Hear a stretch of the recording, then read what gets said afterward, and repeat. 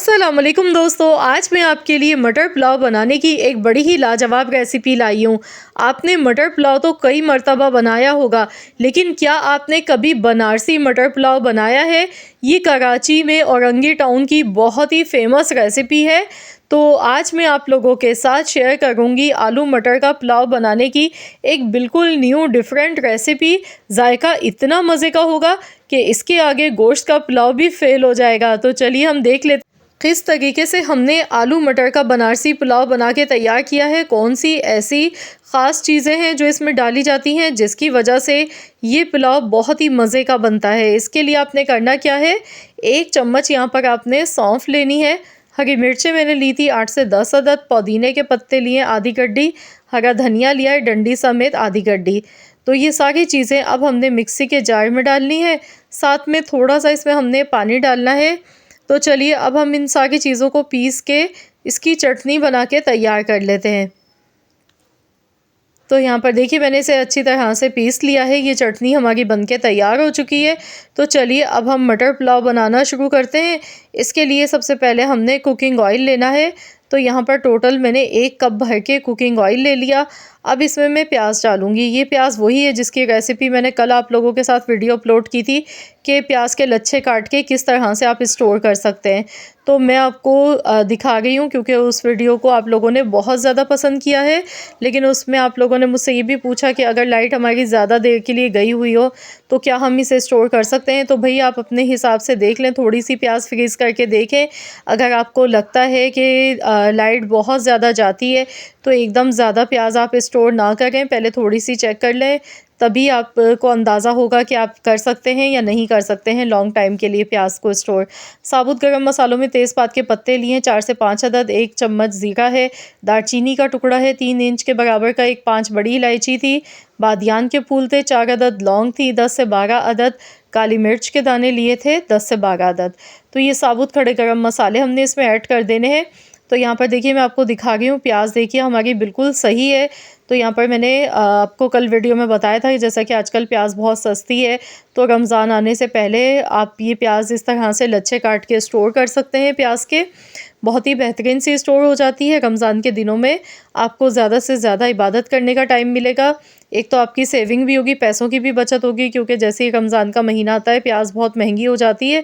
और दूसरा, आपको रोज़ रोज़ पकौड़ों के लिए, सालन बनाने के लिए, बिरयानी कोरमा बनाने के लिए प्याज आपको काटनी नहीं पड़ेगी डेली। तो इस तरह भी आपकी काफ़ी ज़्यादा टाइम की भी बचत हो जाएगी और पैसों की भी। तो यहाँ पर अब इसमें मैंने आलू डाले थे, 4 मीडियम साइज़ के मैंने आलू लिए हैं। आलू को मैंने इस तरह से छोटे टुकड़ों में काट कर लिया है। आलू डालने के बाद अब हमने इसे 8 से 10 मिनट तक फ्राई करना है। तो मैंने प्याज का बहुत ज़्यादा कलर चेंज इसीलिए नहीं किया था शुरू में, क्योंकि इसमें हमने आलू को भी फ्राई करना था। 2 चम्मच भर के पिसा हुआ लहसुन अदरक का पेस्ट इसमें ऐड कर देंगे।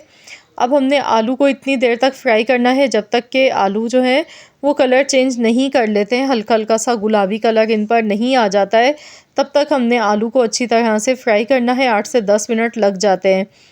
तो मैं इसे अच्छी तरह से फ्राई करूँगी।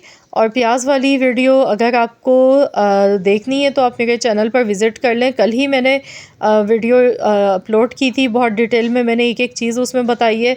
उसमें मैंने आपको खस्ता तली हुई प्याज का तरीका भी बताया, इसी प्याज के साथ जो हमने स्टोर की थी। बहुत डिटेल में मैंने वो वीडियो बनाई थी ताकि आप लोगों का फ़ायदा हो सके। अब इसमें मैंने आधा कप दही शामिल कर दिया। दही डालने के बाद अब हमने जल्दी से चम्मच चलाना है ताकि दही फटे नहीं। तो बस अच्छी तरह से मिक्सिंग कर ली। अब जो चटनी मैंने बना के रखी थी वो इसमें ऐड कर देंगे। तो आपने आलू को शुरू में अच्छी तरह से 8 से 10 मिनट तक लाजमी फ्राई करना है। उसके बाद आपने दही डालना है। फिर हमने ये चटनी जो पीसी थी ये इसमें ऐड कर दी है। अच्छी तरह से मिक्स करेंगे। तो यहाँ पर इसकी अच्छी तरह से भुनाई करेंगे। साथ ही में मटर मैंने यहाँ पे लिए थे, आधा किलो मटर के दाने हैं मेरे पास। तो ये भी मैंने स्टोर किए थे, वही मटर के दाने हैं। इसकी भी मटर को किस तरह से आप सेव कर सकते हैं, तो इसकी भी मैंने एक वीडियो बनाई थी इस पर भी, जो कि मेरे दूसरे चैनल पर अपलोड है। अगर आपने नहीं देखी है तो देख लीजिएगा। इस तरह मटर जो है बिल्कुल ताज़ा, देखिए फ्रेश हमारे रहते हैं और बिल्कुल इनमें कड़वाहट भी नहीं आती है। इसमें मैंने नमक हस्ब ज़रूरत डाला है, 1 चम्मच धनिया पाउडर, 1 चम्मच कुटी हुई लाल मिर्चें, तो ये इसमें ऐड कर दी हैं। मिर्चें थोड़ी सी डाली हैं ताकि थोड़ा सा स्पाइसी इसमें फ्लेवर आ जाए। अब इसमें हम डालेंगे अचार। अचार आप कोई सा भी ले सकते हैं, मिक्स अचार है तो वो भी ले सकते हैं, या फिर आपके पास अचार का सिर्फ मसाला मौजूद है तो वो भी डाल सकते हैं। क्योंकि हम बना रहे हैं बनारसी आलू मटर का पुलाव, तो इसमें अचार लाजमी डाला जाता है। तो इसमें मैंने अचार डाला है 2 चम्मच। मेरे पास आम हरी मिर्च का अचार था, वही मैंने इसमें यूज़ किया है 2 चम्मच। अब इसे अच्छी तरह से मिक्स करते जाएंगे, भुनाई कर लेंगे अच्छी तरह से। तो यहाँ पर इसकी भुनाई देखिए बहुत ज़बरदस्ती हो चुकी है। अब इसमें हमने हस्ब ज़रूरत पानी डालना है। मैंने यहाँ पर चावल लिए थे 750 ग्राम। 750 ग्राम चावल के हिसाब से आपको ये सब चीज़ों की मैं क्वांटिटी बता गई हूँ।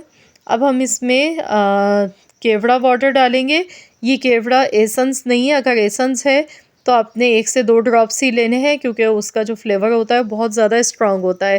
केवड़ा वाटर मैंने डाला है 2 चम्मच के करीब।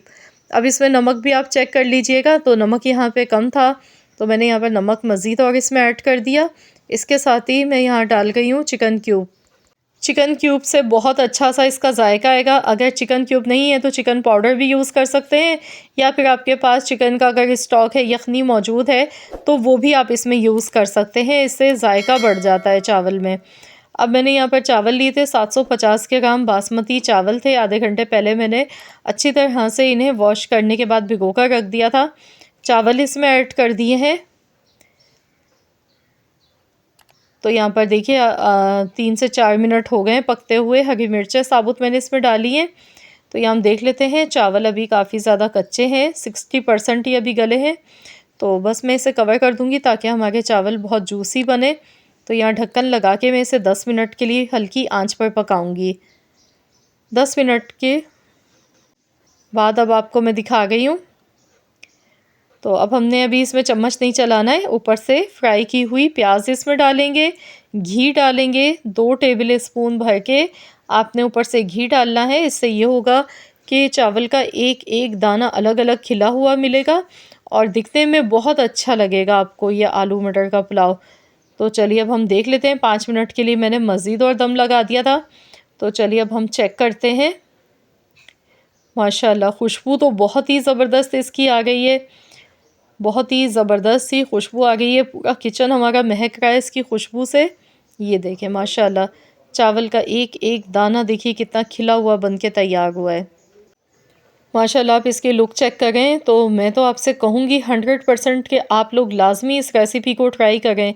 इंशाअल्लाह ताला मुझे पूरा यकीन है कि एक बार नहीं, आप इस रेसिपी से बार बार बनाएंगे। ये बहुत ही लजीज और बहुत ही मज़ेदार चावल बन के तैयार हुए थे।